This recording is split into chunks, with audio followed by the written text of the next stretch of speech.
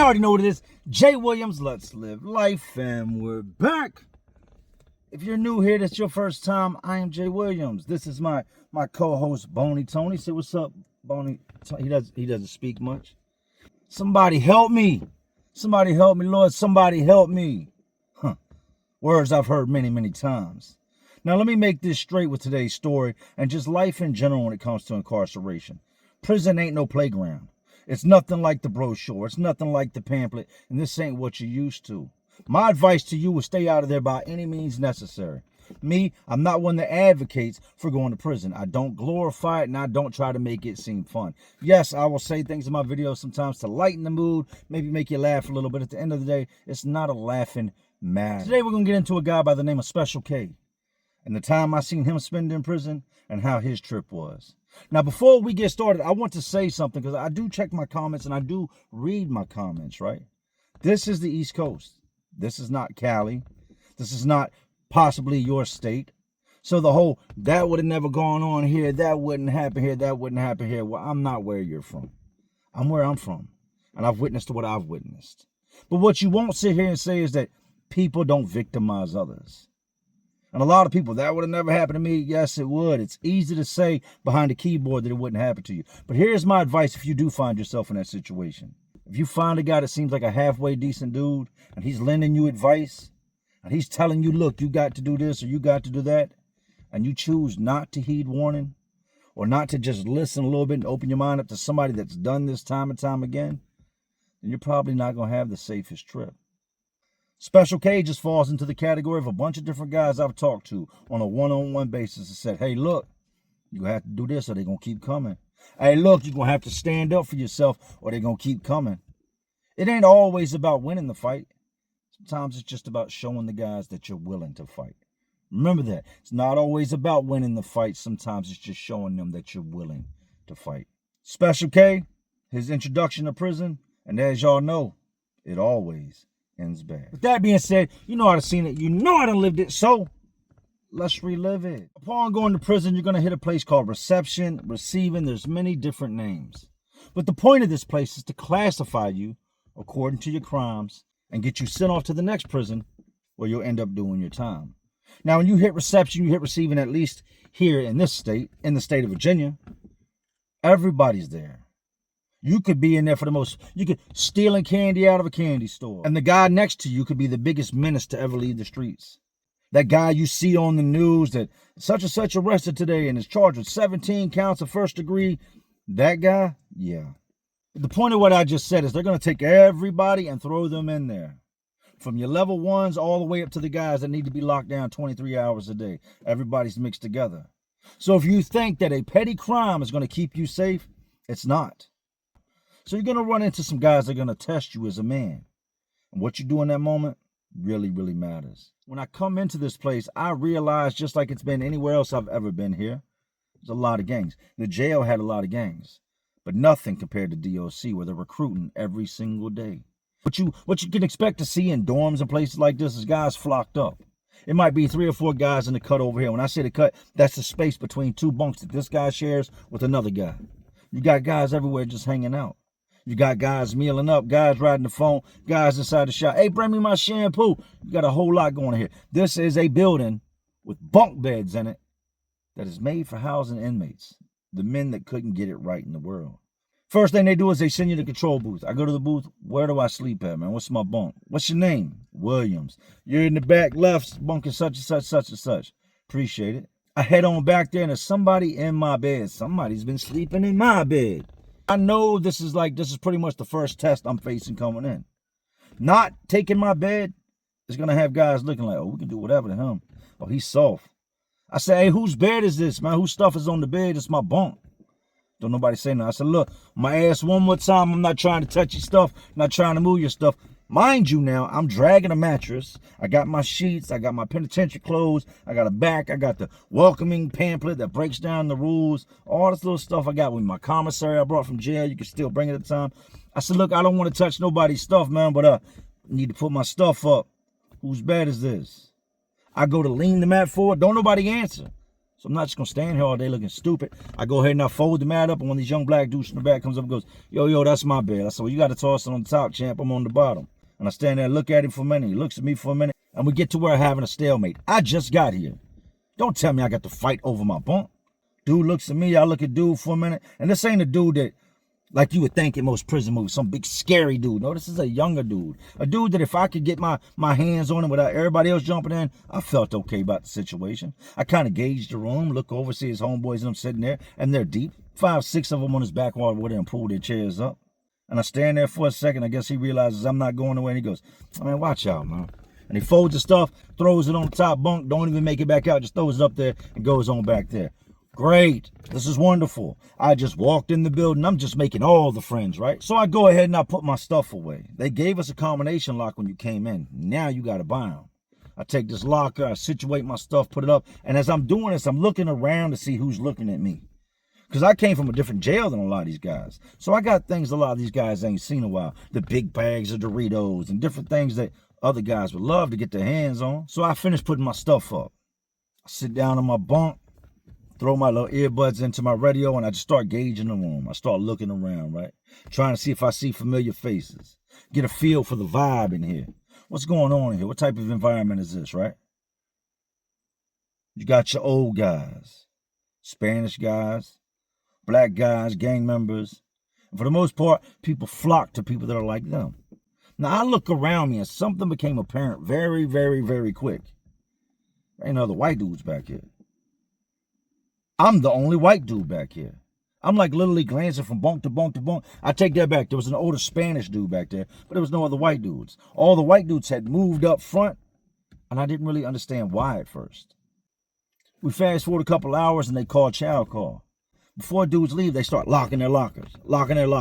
You hear it all around you. Click, click, click, doors shutting. Slang, click, click, click. Everybody's locking their stuff up. We're leaving out, and I look back, and I notice that this group of guys in the back is not left yet. They ain't going to chow. They're just kind of hanging back. I remember like alarms going off in my head. You better not go to chow. They're going to steal your stuff. That's what I start thinking, right? The vibes that were coming from back there just were not right. I'm going to fall back, man. Let me get a feel for this place before I decide to just walk off and leave everything I own to the sharks. Now, you need to understand this as well. Having a padlock will not stop your stuff from getting stolen. No, it will not. The doors on the front of these tall lockers are really, really flimsy. I mean, flimsy to the point that the average 12-year-old, if he applied enough pressure, could bend this door in half, right? Now that everybody's gone, I'm going to go up front and I'm going to make me something to eat while everybody's at chow, and I ain't got to be bothered fighting over the microwave. Who's next on the microwave, standing in line? It's a good time to slide up there and make my food and get out the way, right? I try to stay out the way. It also gives me a chance to observe these dudes, because the only way I can really observe them, the way the bunks are positioned, is to turn my head and stare at them, right? And ain't nobody trying to deal with that. But if I go up front, now I'm facing the back to where it looks like I'm looking at the microwave, but I can see everything that's going on back here. And no sooner than everybody evacuates the pod, I see these dudes break up in 2 little groups. And they slide through the aisle and they stop and they look up for the control booth officer. She ain't looking. And they slide all the way up to the other wall and they hit a locker. When I say they hit a locker, they bend it up and they start clearing everything out of it. They use the man's blanket. If your bed's made, your blanket's on it, they're grabbing stuff out. They done bent this locker in half. Bent the top, bent the bottom, and they're reaching up in there. Little thieves grabbing stuff out, throwing it on the blanket. Another dude comes over, rolls the blanket up, takes it over to the back corner, dumps it out on the bed, and goes over there and throws the blanket back on the bed. It wouldn't be, but about another 25, 30 seconds later, 2 more dudes from this group come back there and dump a bunch of stuff on the bed. Here I stand at the microwave. My soup in the bowl, my cheese, my little bit of meat in the bowl, some sliced up spicy pickle. And I'm just watching like, I just got here today. And I just watched this group of guys rob 2 different lockers. Steal these dudes' stuff, right? Guys start coming back in from chow. My mind is 100% locked in on what just happened. And I'm watching to see the reaction when these guys come back in and realize their stuff is stolen. Old white man comes in. When I say old, we're talking late 60s, possibly early 70s comes in. As he gets closer to his locker, you can see him start to slow down. His locker's got the Lambo doors. That's what we used to call them. You know, the Lamborghini doors pop up. Locker's now got Lambo doors. He goes on back there and looks at his stuff. Looks around. Now, he's got a big, tall black guy that sleeps next to him. And I guess he thought that guy was going to save him. He sits on his bunk. Big black dude comes back there, looks over in the cut, sees his stuff's been bent in half, sees his locker's bent in half, sees all his food is gone, don't say 2 words, turns around and walks off. Old white dude steps to the end of his bunk and starts to look around, confused, trying to figure out who might have done this. Not that he was going to do anything about it. And what I'm expecting next is what you're supposed to do is you're going to make an announcement. No matter what happens after you make this announcement, this dude doesn't say anything.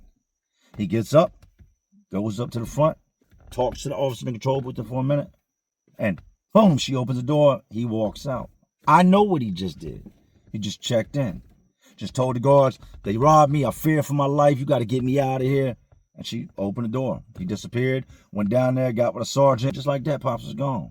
But I'm watching to see who owns this other bunk. It's a younger white dude. He comes in, realizes his stuff is stolen, gets with his homeboys and them. They, hey, yo, what we say about doing this stealing shit, man? Why y'all got to steal something? If somebody needs something, we'll give it to you. You ain't got to steal nothing, man. But he's not making no threats. He's just addressing the whole, don't be stealing. You shouldn't do that. You shouldn't do that. Nobody say nothing. Yeah, you saying all that, but you ain't come get your stuff back. And the next time you get something, you're just going to do it again because you didn't do nothing about it. Sits down on his bunk. Little dudes he messes with walk up here, man. Throw him a couple soups on the bunk. Where's he going to put it? The locker's bent in half. He can't keep it in there no more. So he goes on about his business. Quiet in there for a minute. But now it dawns on me. Wow, there ain't no white guys back here. Everybody's scared to come back here. Don't nobody want to sleep back here. But it don't seem like not being back here is going to save you. Because it don't matter where you're at. This guy was all the way over here in clear view of the booth and got hit. This dude was in the middle, about 7 bunks from the front, and he got hit. So being back here is not going to make no difference. You're going to get robbed, you get robbed. This would be a reoccurring thing. These dudes would go out of our building, and our buildings, it's a big like warehouse, and it's split down the middle with a wall. And there's an officer right in the center that can see both sides, right?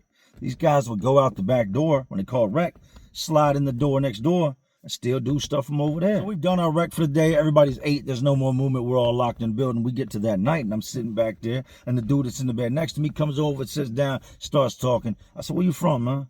I'm from Tidewater. Where you from? I said, I'm from Richmond. Oh, we got a Richmond boy back here. We got some of my homies in is from Richmond. I said, that's what's up. So they come over. We get to talking. And as it's happened a lot of times, I know guys. I know them. You're not going to do all that time in jail, month after month, year after year. And I've been doing this stuff for as far back as I can remember and not know people. So I get to talking to one dude. I say, you know the twins from such and such street? Man, them my people. I used to cop my work from them. You talking about they got the house down up? Yeah, them dudes. Yeah, I talk to what's his name cousin on the phone all the time. In a short matter of time, I've built a rapport with a couple of these dudes back there. I'm not safe. Dudes steal from their friends, steal from their brothers, or steal where any opportunity presents itself. But it's always good to know somebody. The following day comes around, I said, man, it's going to be what it's going to be. I know who's stealing. So if my stuff gets stolen, they had to have known I knew they did it. I know where I'm going to go. I'm just going to crash out. That's all it's going to be. I'm going to crash out. Maybe they'll beat the shit out of me in here. But you know what I'm going to do? I'm going to crash out as soon as my stuff gets stolen. Dude's lockers get hit in here. One dude said he had been robbed 3 different times. Make that make sense to me. What I'm starting to see is it's the white dudes they're going after. And there ain't a ton of white dudes in here. So they'll hit the white dude, wait till we go to commissary, and hit him again. Somebody will put a slip in, the maintenance will come in and fix the locker, and 2 weeks later, it's bent in half again. Somewhere around maybe a week, I've been in here now. And I see new guys coming in, pushing their carts, throwing their bags. And in comes your average, everyday looking white dude.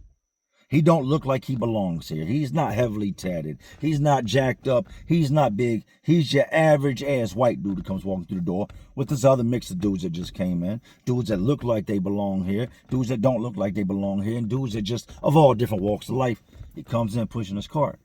He comes back there and it's the same thing that I went through. Let's see how he handles this. He pushes his cart up. Somebody's bed. This is the bunk next to me. The bunk next to me, this dude's not supposed to be in. He's supposed to be on the top bunk. He looks at the bunk and he goes, hey, I think somebody put their stuff on the wrong bunk. Comes up and says, no, my stuff's in the right spot. You on the top bunk. But in the control booth, they said, I don't care what they said in the control booth. If you come back here, your stuff goes in the top bunk. If you don't like it, roll it up, tell them pack you up out of here. I'm not moving nowhere. Okay. And then he says, am I going to get in trouble if I don't get in the bunk they tell me to? Nah, if they come back here, you just tell them I'm right here. That's all you got to do. I'm right here. This was his first mistake. Puts all his stuff on the top bunk. That was his first encounter of any type that he had. And rather than say, no, I'm not getting on the top bunk, that's my bunk, and wearing an ass whooping if that's what it comes down to, he puts his stuff on the top bunk. Now, dudes will generally do this. I don't care what race you are. If you go into a place that's predominantly white and you see another black guy, you're going to go talk to him. If you're a Spanish guy that comes in and there's a whole mixture of people and you see another Spanish guy and he's one of the few, you're going to go talk to him. So he's putting his stuff away, and as he's making his bed, he's looking over at me. I'm looking at him, and I got my little headphones in. I'm leaning back on the bunk, got my head on the pillow. And he goes, check it out. He said, hey, man, where you from? My name's Kenny. I'm from Franklin County. Franklin County is like the home of moonshine. Franklin County is where, like, the dudes that were coming out of Franklin then were very, very country. I'm not saying everybody from Franklin's country. His ass is country. He said, I'm Kenny, but everybody calls me Special K. I said, I'm Jay. Jay, where you from? I said, I'm from Richmond. Oh, y'all get down now, Richmond. I said, dudes get down everywhere, man. He said, how is it in here? I said, it has its moments. But if you stand up for yourself, you're going to be all right. These dudes are all in the back now, right? They're talking, making noise, laughing, joking, sharing a little earpiece. You got one, he's got the other here. Put this in your ear. Just getting that vibe on, young and dumb, right? I'm young at the time, too. Dudes be fighting in here and stuff. I said, yeah, dudes fight a lot. I ain't going to say a lot, but it happens once or twice a day. What else be going on in here? I said, man, you're going to find out real quick. My advice to you, you been locked up before? Nah, this is my first time. I've been to jail before. This is my first time I've been going to prison. I said, well, pay attention to your surroundings. Stand up for yourself. You're going to be all right. Don't start no shit. I ain't going to say it won't be no shit, but it's going to be some less chances of being some. He didn't look like somebody that if push came to shove, was going to stand on his own. This dude had dirty, blondish, brown hair, coming in at a whopping probably 5'8", pushing 5'9", with some tall boots on. Very pale from just coming from a jail cell environment where there's no daylight inside of there. And super country. Don't get it twisted. Country don't mean soft. That's just a description of who this dude was. And he's young. When I say young, I'm young at the time. So he had to be 21, 22 years old, maybe old enough to drink. Later that evening, everybody goes to chow. I have no reason to stay back. I'd have talked to a bunch of these dudes back here, right? I don't feel like I have anything to worry about. Plus, not only that, they know the guys I know. And with the guys that I knew from the streets, if you were around these guys, you weren't no square. You wasn't no just regular ass dude. These dudes bust them guns. These dudes, majority of them are now gone up off the earth. These dudes were savages in the streets. So you're gonna be one of two things if you're hanging around them. You're gonna be a predator, you're gonna be prey. It's just that's how it is. I had known these guys forever. So I don't want to say I built up a rapport, but I think they realized that he's a little bit different from other dudes in here.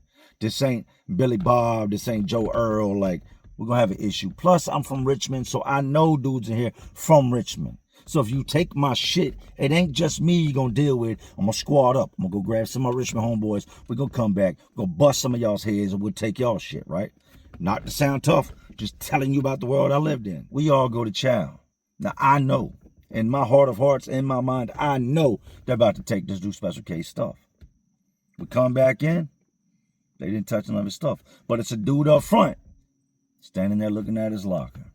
All his commissary's gone. He goes to control booth like the old white dude did, and he checked in. Dudes were checking in left and right in here. They would rather be in the hole where they know that cell door would shut and they're safe than have to deal with this time and time again. This dude checks in, he rolls out. This dude comes in, and by now he's talking to another white dude he's made friends with in there, and he would hang out up front at this dude's bunk. And as he's walking and he's in front of me, the first thing that comes to mind is this locker's going to be bent in half when we get back there. I go ahead and I walk up my cut and I peep over. Locker ain't bothered. I remember thinking, why didn't they rob him? They didn't have to go way up front. His stuff's right there. Why didn't they rob him? But for whatever reason, they did. Going back to our bunks. I didn't like sitting all the way up in the cut, right? Because if the dude I share a cut with's got to get in his locker, now he's leaning over me. I got to move my stuff out. So I'd move my chair to the back side of the bunk and be out in the aisle sitting, right? Dude Special K pulls his chair out. And at first, he's just sitting there. And I just know he's going to talk to me. I can feel it. I would rather you don't, but I can feel it's coming. He said, so Jay, you say you're from Richmond? I said, yeah. He said, what's Richmond like? I don't know, man, like any other city. You from like a nice part or the rough part? I've lived in both. How much time you got? I said, I got a little bit of time, man. Like a lot? Like you going home again? I said, I got 10 years. 10 years? Yeah, 10 years, man. If you don't mind me asking, what you locked up for? Robbery, malicious wounding? And he kind of, robbery, malicious wounding. He gives me this look, like, I said, how's Franklin? It's country. I said, yeah, all of it country. I'm not going to say all of it, but for the most part, a lot of it's country. Where I'm from is really, really country. I said, so what you locked up for? I got a bunch of larceny and firearm charges, distribution of stolen firearm charges. Out there messing with them guns like that? No, man, we broke in somebody's house. We thought the house was empty. We never see nobody go down that road. We steal the guns, sell the guns. Guys get popped with the guns, tell them where they got the guns, and, well, here I sit. That's how much time you got. 3 years. How many guns did you steal? 6. And you only got 3 years? Yeah, you think they're going to send me to a crazy prison? So I don't know where you're going to go, but please understand this. No matter where you go, there's crazy guys. He scoots his chair a little closer to mine, right? Just to get a little bit closer, and I realize what he's doing. Now, you can be anywhere in the backside of this dorm. You just can't, go up front unless you're going to the shower or you're going to the hot pot. So dudes are congregating with their friends and stuff. He pulls his chair a little bit closer. He goes, you don't ever feel like they're going to steal your stuff. I said, who's going to steal my stuff? Now, he doesn't know who's stealing stuff. I think for the most part, everybody in here knew who was doing the stealing. I looked at him. I said, I ain't gonna say it can't happen. But do I feel like they're gonna steal my stuff? No. You think they'll steal my stuff? I said, I didn't see them steal all types of dude stuff, man. Dude's much bigger than you. He said something, I'll never forget what this young dude said to me. He said, well, I ain't scared to fight. I said, well, that's good, because you'll probably have to. I'm just telling you, I'm not scared to fight. If anybody takes my stuff or acts like they're going to take my stuff, I'm going to fight. But here's what I pick up on. I'm very big on things people do. He's not saying this loud enough for anybody to hear him. He's saying this to the point that I can barely hear him. I said, well, that's what's up. As long as you'll fight for your stuff, you should be okay. I know he's going to end up getting robbed, right? We roll around to the following day. We go to breakfast. We go to lunch. They have chicken. We go to dinner. Every time I would come back from chow, I would look around and see whose stuff got stole. I would look to see if that group of guys was chilling in the back. I would always check my surroundings upon coming in. I get back to where my bunker is, and as I get closer, what do I see? Kay's locker door is completely bent in half. There's still a soup on the floor that looked like somebody stepped on it when they was walking off. And the dudes that took his stuff, we all know who it is. I was sitting in the back, joking, laughing. Now I'm looking at this young white dude. He's coming in behind me, and the first thing I'm thinking is, I can fight. I ain't scared to fight. If they want it, I'll fight. That's what's in my head, but I know people talk more than they actually act. He comes on back to the back, walking with the other dude in here that he's cool with. That dude goes over to his bunk. He comes on back, and as he's getting closer, I see him. And you can see the what's the best way to say this? The color leave out of his face. You could see the fear set in. You could see just what looked like terror. He got closer to his bunk, walks over, looks at his locker door, goes ahead and turns his combination on his lock, unclicks it, opens his bent ass door. His locker's cleared out. All the stuff is gone. Now I'm thinking it's time to get live, right? I can fight, right? Special K, you can fight, right? I can fight. And he looks around, and he looks at the dudes that are sitting in the back that everybody knows is stealing. He goes, hey, man, hey, did y'all see anybody come over here and in my bed? Nah, man, we ain't see nobody come back here near your bed. Y'all was back here the whole time?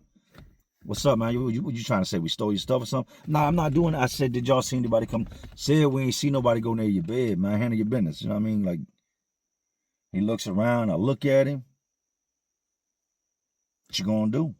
He stands there for a minute, and he did something I didn't expect him to do. I really thought he was gonna do what most of these dudes in here do, and that's just tuck tail and not say nothing, right? He steps out to the edge of the bed. Hey, everybody. Somebody stole my stuff. Now, I don't want there to be no problems. I'm not trying to cause no scene. If you could, just please bring my stuff back, man. It's quiet. Nobody says a word. Now, this ain't Cali. This ain't Texas. We don't flock together for color. We don't flock together if you're white. We don't do that. This is every man for himself in here.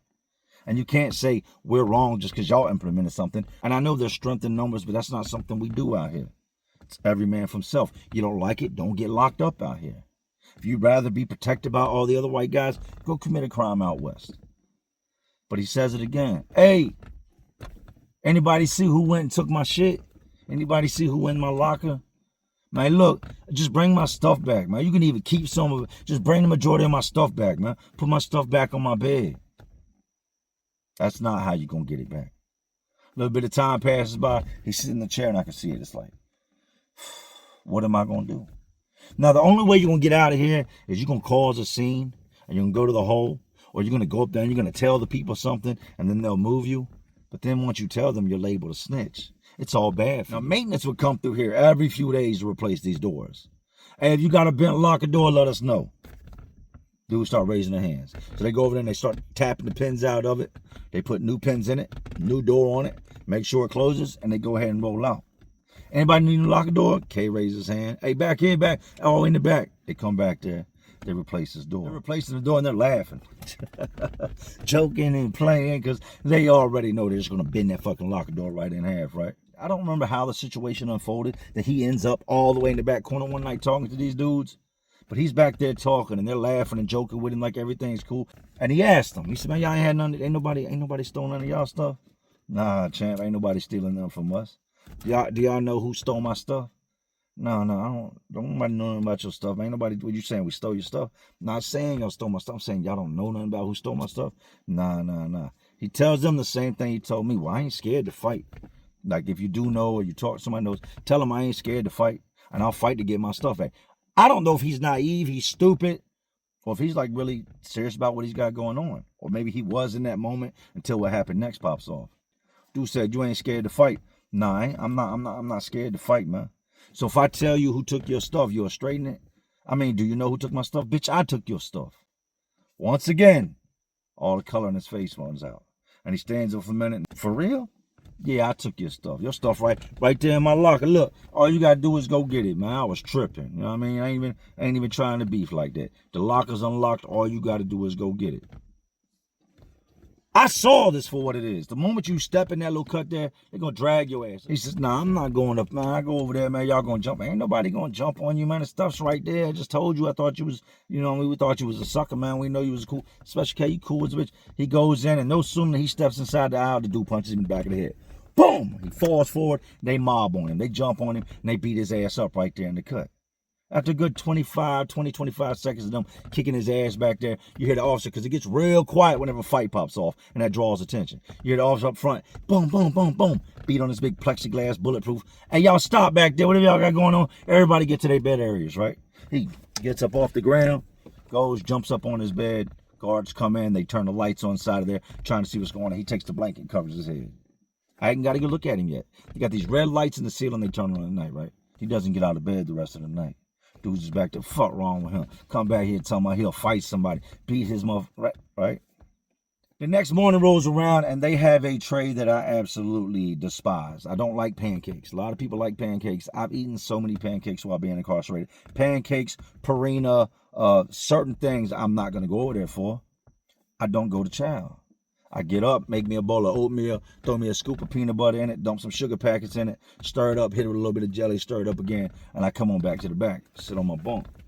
This dude hops down off the bunk, lifts his head up. It's not bad like I was expecting. I thought that when the sheet came off, he was going to be all mangled, beat, all types of beat up. He wasn't. He had some bruises on him, a couple little bumps here and there, but his face wasn't damaged. When he hit that floor, he turtle shelled.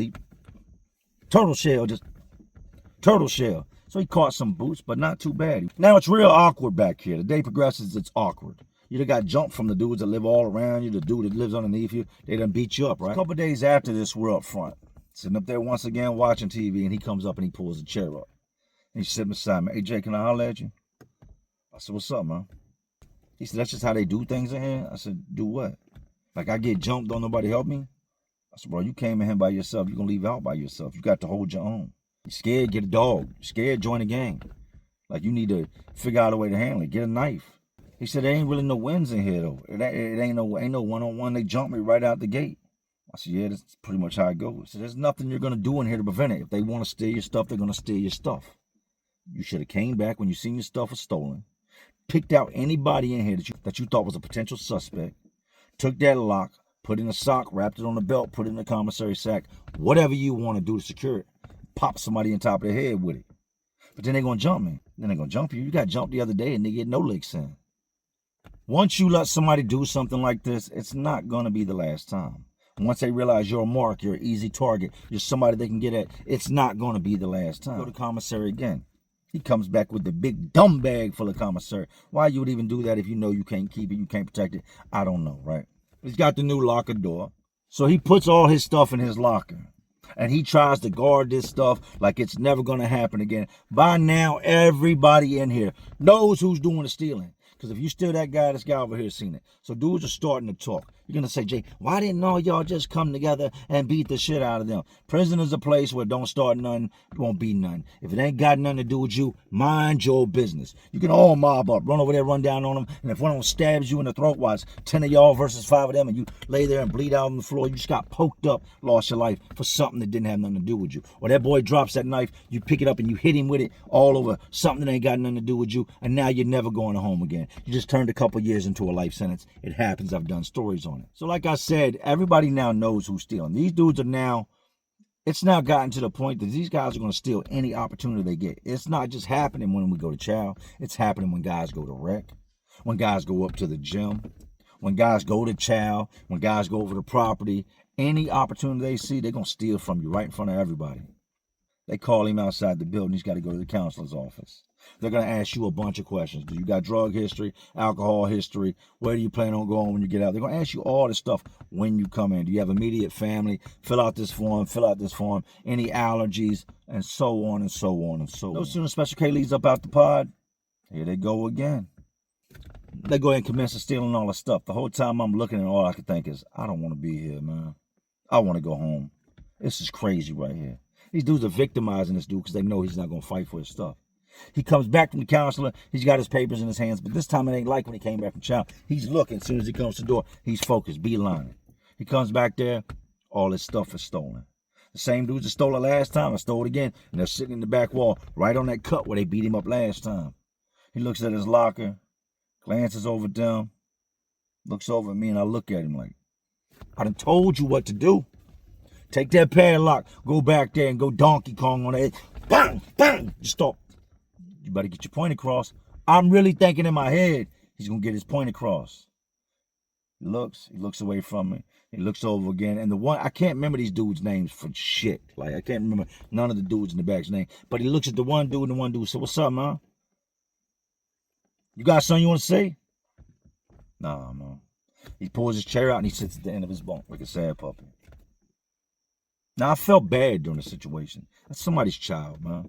That's somebody's brother. He's probably got sisters and uncles and cousins like, man, Special K's locked up with the big dogs. I bet, yeah, you know, they think he's tough because he's in prison, but what they don't realize is he's become a victim in here. He's not standing up for himself. It's one of the first times I'd seen this happen. He's sitting back there and he's sitting in his chair and he's sitting at the end of his bunk and he's just kind of looking at the ground, completely defeated, discouraged.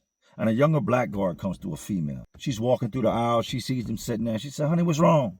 And he lifts his head up. Still got a couple little bruises from last time he got beat up. And she looks at his locker and she goes, somebody stole your stuff.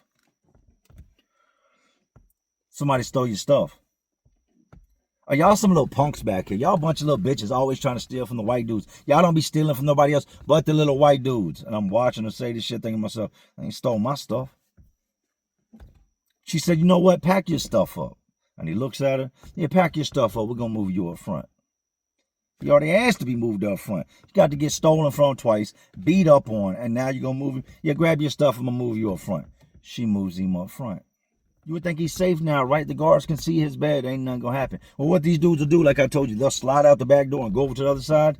They'll slide out the back door, go to the other side, tell when the homeboys, hey, distract the guard.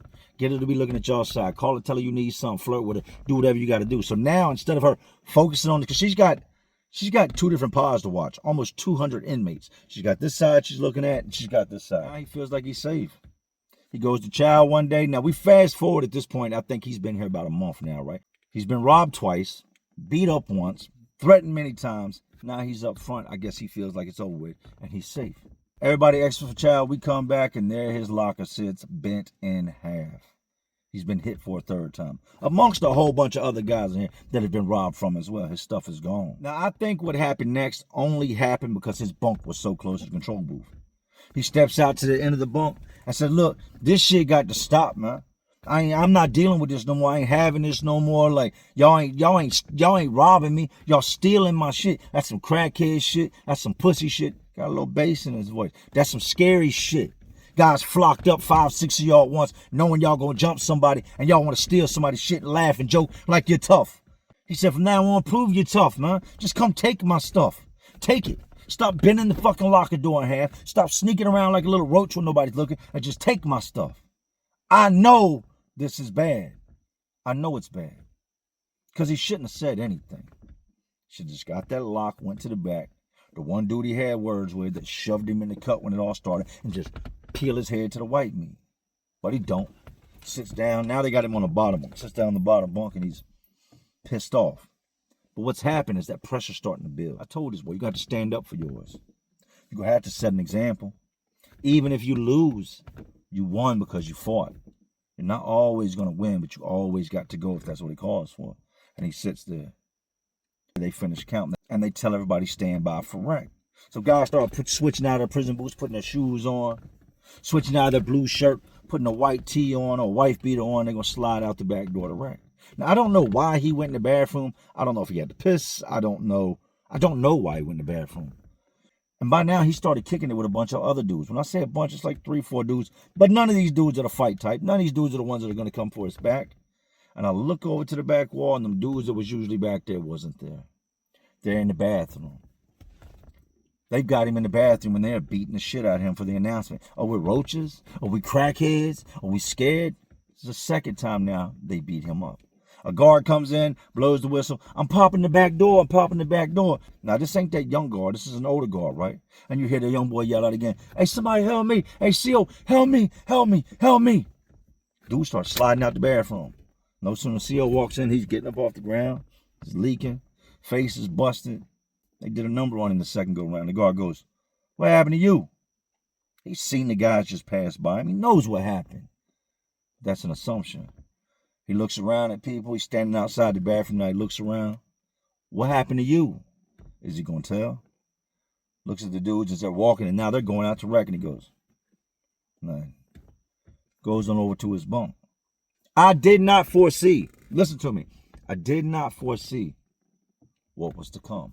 I honestly thought, because I've seen it so many times with the white dudes that won't fight, that he was going to check in. I figured the first chance he got, he's going to say, CO, I can't live in here. I'm scared to death. Please get me out of here. It wasn't what happened. That ass whooping in that bathroom did something to him. I don't know if it enraged him. Scared people will hurt you too. I want you to understand this. A scared man will hurt you. You can only back somebody into a corner so many times before it hurt you. You can back a rat into a corner and that bitch will chew you up to get out of there. You can back a cat into a corner and that bitch will claw you up to get out that corner. A scared person will hurt you. Things were just different after that. In the days to come, he wasn't going to eat like that. Dudes were even bringing him back food that felt bad from here, man. You ain't ate in a couple days to eat. You just sit on his bed. When he wasn't sitting on his bed, he was laying back on his bed. But I don't really remember in passing by him, seeing him asleep a lot, and I didn't really see him talking to nobody. I figured he's just buying his time. All of us are almost out of here. They're going to ship us all at some point. Dudes are getting shipped every single day. In the days to come, 4 of them 6 dudes that used to chill in the back get shipped. They ship 1 of them, and then the next day they ship 3 of them.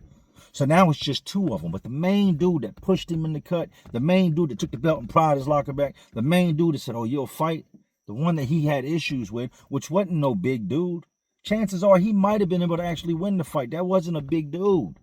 Big's not always an issue, but you get what I'm saying. You might have been able to win the fight against him. It was just too many of them. But now it's just 2 dudes in here. I'm dead sleep one night when everything unfolds. Dead sleep, and I hear, boom! And then you hear, boom, like a lesser of a thud. And I open my eyes and I look to the right, and this dude is standing beside this dude's bunk. He's got this belt pulled back, and he's got this padlock on it. And he's done popped him in the side of his head and caught him on the top of his head a second time. Black dude jumps up, makes his way, running towards the front, and K is on his ass. Fung! Fung! Fung! Swinging his lock to the point that he swings it at one point. I don't know if the lock wasn't fully locked onto the belt. I think the belt broke. I'd never seen one of those belts break before. But whatever happened, he goes to sling again, and the lock comes off and slides across the floor. And the dude he's popping in the head with the lock, I just knew for God he was going to be a gorilla. I knew he was going to turn around and just, fight. Nah, that lock would take it all out of you. That dude runs straight to the control booth, is banging on the glass, and there's stuff running out the side of his head. And Special K's still coming. He runs up on him at one point and swings it, and there's no lock, and the belt just slaps the dude across the face. The dude kind of backs up, I guess, thinking he just got hit with the lock again, and K unloads on it. Boom, boom, boom, boom, boom, boom. Just starts whooping his ass. The whole time this is going on, I'm looking around to see where his homeboy is. His homeboy's still in the bunk, but sitting up and looking up front like, Glad that ain't me. Lights come on, guards come rushing in, and he's still standing there. By now, his adrenaline slowed down. He's got blood on him from where he slung it back the first or the second time. But he's still standing there, and he's got this belt tied around his wrist. The straps are just hanging. And this dude is up inside the control booth. There's blood on the front of the control booth, on the brick. There's blood on the glass. I guess it's from where his body pushed against it when he was banging on it, asking for the guard. They come in. They lock Special K up. They take dude up out of there. They get him back to the hole, and we get the word. We always get the word after the fact. They hit this young dude, man, Special K, with all these charges.